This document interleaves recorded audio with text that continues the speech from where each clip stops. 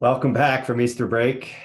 Unlike any Easter break you probably have ever experienced. First, let me give a big shout out and a big congratulations to Miss Best on beating Mr. Kraus and Mr. Helsley in the easier said than run challenge. I think I have that correct. We enjoyed following the results, and I hope everyone had some entertainment and seeing that competition go on during the break. We also loved how you toyed with them and let them be in the lead for most of the week and then really took it home at the end and won. So congratulations, Ms. Best, and congratulations to Mr. Helsley and Mr. Kraus for their competition and for staying healthy and getting out there and doing awesome things. And Mr. Kraus, we hope your recovery is quick. Also, for those who competed in the running and the reading challenges, I'm going to leave them open until Sunday night. So I don't know when you're seeing this, but they will be open through Sunday night. After Sunday night, I'll close them and I'll calculate all the results and recognize those who succeeded in the challenge, and then also award the winners for both the running and the reading challenge. There's some big weeks ahead. This is something that is now going to be a reality for us all the way through the end of the year. And knowing that there's big weeks ahead, I thought it'd be nice to kind of share a little video with you on some of my thoughts and some of the administration's thoughts. Over the break, we've been talking about and thinking about the concerns that you were sharing with us about your experiences with Ghost Online and some of the challenges that you're facing. And we want to address those challenges and help you and work with you and be with you in this experience. So we're going to be creating an ebook. Right now, we're compiling the content and it should be available very soon. Actually, this video will be shared as part of the introduction to the ebook, along with some additional content that'll go there. And then we're going to create chapters in the ebook sections. Actually, some of you have been asked to supply some content because you're doing great things and parents are sharing with us all the great things. So why don't we try to centralize that and put it into an ebook that all of us can benefit from what's going well and what's not going well with our experiences with Ghost Online. So that ebook is going to be available to you soon. Also, one additional thing, we're working on the final exam policy. We have a proposed idea that we want to share with you. So you might have seen in the email or in the HGP happenings that there's going to be a faculty meeting on Monday. It is optional. If you are unable to attend but would like to still share your feelings about final exams and ideas, please share them with an administrator. We'd love to see you there, but it's optional. If you want to attend, you can. Those who want to have the conversation about final exams and want to provide some input, please come join us. We'd love to hear your thoughts on what we're proposing to do so that we can make it as best of a policy for our students as we can. Additionally, on Thursday, there is a faculty and staff meeting, a mandatory faculty and staff meeting. More information about that will be coming soon.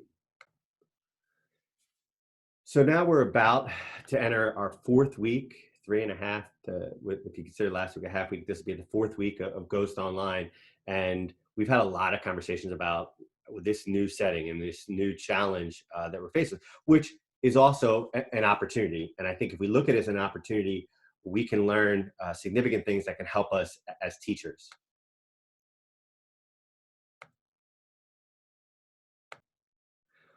Which reminds me of this Robert Kennedy quote, which I think frames a little bit of the reality of the world that we're living in and maybe what we wished for it to be, but it's not. And therefore, in realizing what it is and what we're faced with, finding the opportunities and the challenges. And I know on some days it's a little easier to see those opportunities than on other days. And I'm sure a lot of us in our personal lives, as well as in our professional lives, are having a lot of ups and downs. And over the break, as we were having conversations about online teaching and some of the challenges, I started to see some trends and some ideas that I thought would be helpful to share with everybody. And I think the first point that I think is most beneficial is to realize that this is remote teaching as much as it is online learning. And I know that might sound redundant, but teaching is a social interaction that involves more than one person. Whereas learning can occur on your own. You can go for a walk in the woods and you can learn, or you can read a book and you can learn. But teaching is a social interaction. And because we're teachers and we engage in those social interactions, we need to be able to identify how we can do that in this new setting. Sometimes people start looking at teaching and just say, oh, there's this fixed set of skills. That is not true. There is not a fixed set of skills that will make you a successful remote teacher. What you need to realize is how important you are in all of this. And I've shared this with you before, and I think it's so much more important in remote teaching than it might be in our classroom setting. You are the most important part of what you teach. And if you're the most important part, then the skills that you have to be able to develop and continue to grow. But are there a certain fixed set that work for one teacher or one class or one course and the other? No, there is not a one size fits all for remote teaching. So you have to find the ways that you can socially interact with your students best and be you so that you can effectively reach your students and teach, not just online learn. So what can we look at? What are the areas that we can develop to be able to be more effective in remote teaching? And I think first and foremost, and we know this one from being in our classroom settings, course planning.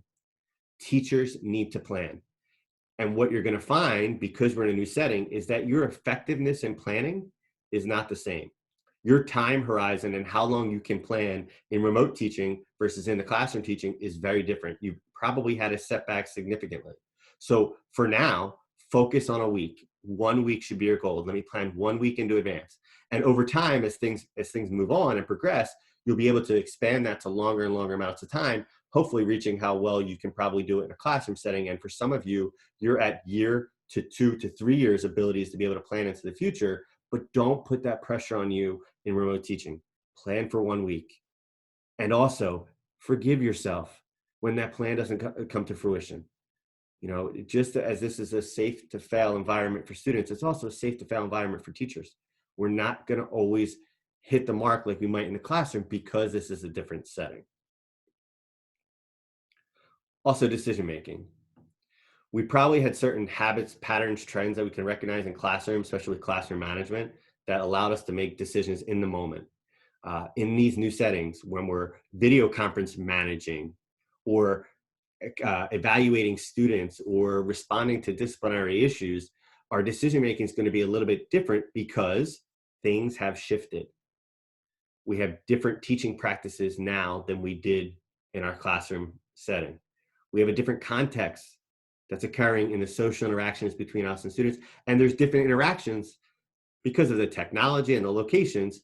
So the challenge is, how do we understand the dynamic relationship between ourselves and our students, and also recognize that we're never going to fully understand it, especially when we're remote teaching. So that means that teaching requires empathy.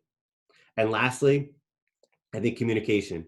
In a lot of conversations with some teachers, people are uncomfortable in this new setting. You have to lean into this discomfort. It's going to be a great learning experience for all of us because we're leaning into discomfort, and discomfort is the best place for good learning.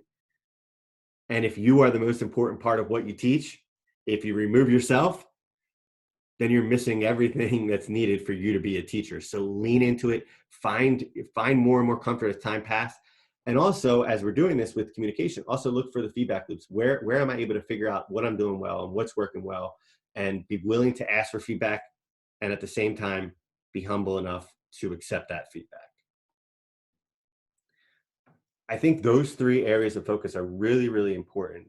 As people are looking for the script, you're not going to find a script for teaching. And we know that in the classroom setting. We really broke down classroom teaching. There really is no script that just everyone can use, right? You are the most important part of what you teach. Therefore, who you are, how you engage with students, how you plan, how you make decisions, how you communicate is the areas that lead to the effectiveness as a teacher.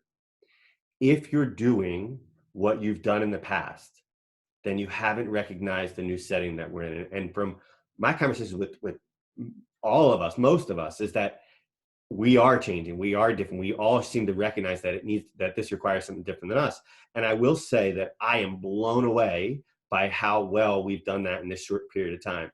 Parents are so appreciative, students are so appreciative of what we've done and how we're doing it. But I also know that Holy Ghost Prep is not a type of institution to rest on its laurels.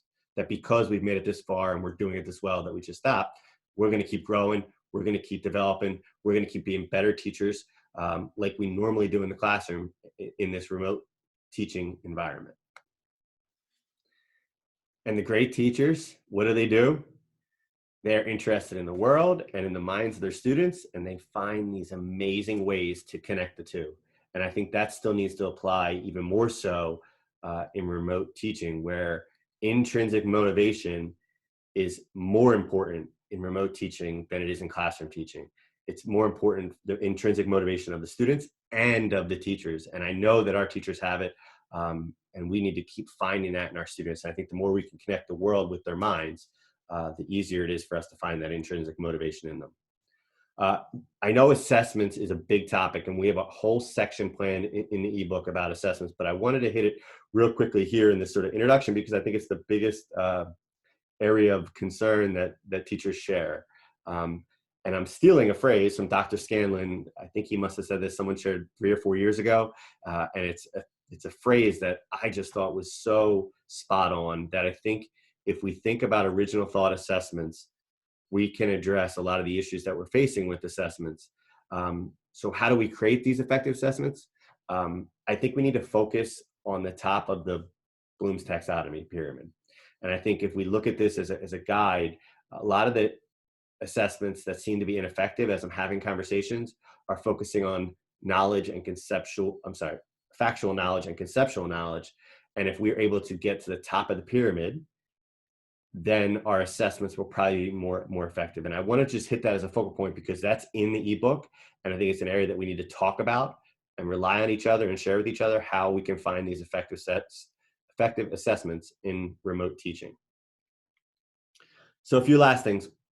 One, as I said before, remote teaching, just like classroom teaching, is not a one-size-fits-all, because you are the most important part of what you teach. So as you develop your planning, your decision-making, your communication, which you're already doing very well, you're already hitting the point, but don't stop now. Keep finding more and more ways to reach our students, because if we do that, then we're realizing that this challenging adjustment is also an opportunity for all of us to become better educators. And to be able to do that, we need to rely on each other. I will say that one of my biggest concerns, one of the things that I think about most often is, I know that this is a challenge, but I worry if this is a challenge and it's something that all of us are struggling at times to find our way through, how would I know, how would the administration know when you're struggling in this new setting? So my last request is a request for you to have conversations with us.